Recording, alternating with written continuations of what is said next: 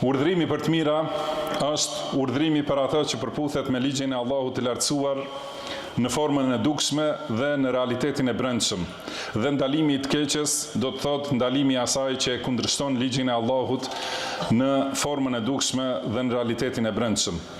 Kjo është një bazë madhështore mbi të cilën ndërtohet feja islame dhe është një veprim me të cilin përmirësohet umeti dhe ruhet nga devijimi dhe ndryshimi i fesë Allahut. Allahu i lartësuar ka thënë: "Waltakum minkum ummatun yad'una ila al-khayri wa ya'muruna bil ma'rufi wa yanhauna 'anil munkar wa ulaika humul muflihun." Le të jetë prej jush një umet që thret për në mirësi, urdhron për vepra të mira dhe ndalon prej veprave të shëmtuara. Vetëm këta janë të shpëtuarit. Transmetohet nga Hudhejfja radhiyallahu anhu se pejgamberi sallallahu alaihi wasallam ka thënë: "Pasha ata në dorën e të cilit është shpirti im, ose do të urdhroni për të mira dhe do të ndaloni nga e keqja, ose shumë shpejt Allahu do t'ju dërgojë një dënim nga ai, pastaj ju do t'i luteni atij dhe ai nuk do t'ju përgjigjet." Transmetojnë Ahmedi dhe Tirmidhiu dhe Albani e bën hasan.